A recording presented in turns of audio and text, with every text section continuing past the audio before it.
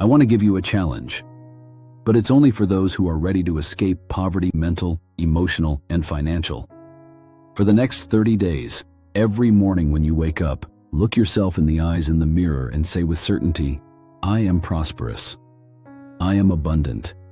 I deserve wealth. Repeat it for 2 minutes, even if you don't believe it, even if it feels silly. And at night, before you fall asleep, visualize your life as if it's already real. Where you live, what you wear, how you feel, see it clearly. Not just today, every day. If you do this with discipline, in 30 days you won't recognize yourself. Poverty doesn't live in your bank account. It lives in the image you hold inside you. If you change that image, my friend, you change everything. This may sound strange to you, but money feels your energy. It feels when you avoid it, when you fear it, when you treat it like an enemy. And guess what? It moves away from you. Because nothing wants to stay where it isn't welcome, not even money.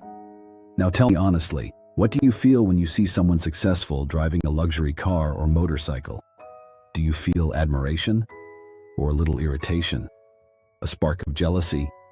Do you say, good for him, or he must have cheated, lied, or done something wrong? These thoughts reveal what's inside your subconscious. And it's that subconscious programming that builds or destroys your financial reality. Most of us grew up hearing that money is bad. We heard phrases like, money doesn't bring happiness. Rich people step on others. More money, more problems. Sound familiar? I met a woman a few years ago at one of my events in Texas. She was a school teacher, earning very little, living in debt. But what shook me was what she told me after the seminar. With tears in her eyes, she said, Bob, I realized my financial life was always a reflection of what my mother used to say. Her mother told her, money is the root of all evil. That belief was so strong that for decades without realizing it, she pushed away every opportunity to prosper. From that moment, she made a decision. She changed the way she spoke about money. She allowed herself to receive it.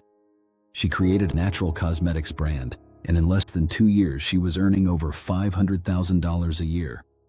If you're a good, generous, conscious person with money, you'll become even better when you have more of it.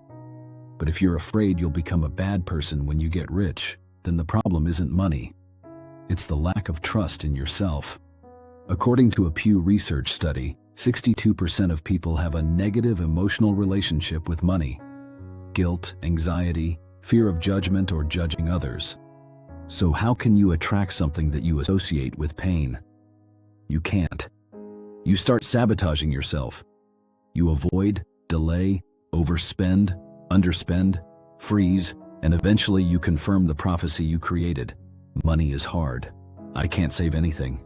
Nothing ever stays with me. Have you ever experienced this?